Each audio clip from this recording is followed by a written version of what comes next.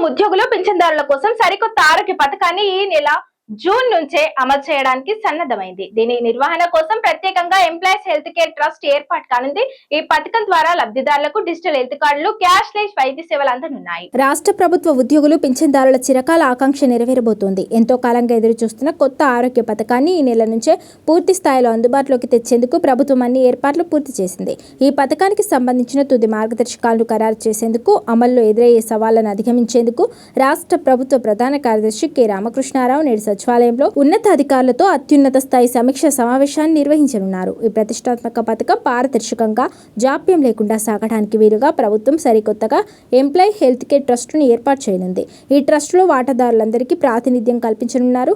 దీని ప్రకారం ఉద్యోగ సంఘాల నుంచి 6 ప్రతినిధులు, పెన్షనర్ల సంఘాల నుంచి 2 ప్రతినిధులు ఇందులో సభ్యులుగా ఉంటారు. ట్రస్ట్ రోజువారీ కార్యకలాపాలు పర్యవేక్షణ కోసం ఒక సీనియర్ రాష్ట్ర ప్రభుత్వ ఉద్యోగిని చీఫ్ ఎగ్జిక్యూటివ్ ఆఫీసర్గా నియమించనున్నారు.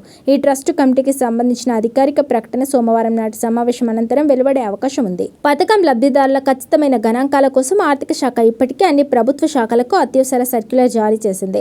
మే 31వ తేదీలోపు ఉద్యోగులు, పెన్షనర్లు, వారిపై ఆధారపడిన కుటుంబ సభ్యుల వివరాలన్నింటినీ ఆన్లైన్ పోర్టల్లో అప్లోడ్ చేయాలని ఆదేశించింది. ఈ డేటా ఆధారంగా అర్హులైన ప్రతి ఒక్కరికి త్వరలోనే అత్యాధునిక డిజిటల్ హెల్త్ కార్డులను పంపిణీ చేయనున్నారు. ఈ కార్డుల ద్వారా గుర్తింపు పొందిన కార్పొరేట్, ప్రైవేట్ ఆసుపత్రులలో ఎలాంటి నగదు చెల్లించాల్సిన అవసరం లేకుండా నాణ్యమైన వైద్య సేవలు అందుతాయి. తొలుత తెలంగాణ రాష్ట్ర ఆవిర్భావ దినోత్సవ కానుకగా జూన్ 2 నుంచి ఈ పథకాన్ని ప్రారంభించాలని భావించినప్పటికీ క్షేత్రస్థాయిలో ఎలాంటి లోపాలు తలెత్తకూడదనే ఉద్దేశంతో కొద్దిగా ఆలస్యంగా ప్రారంభించనున్నారు.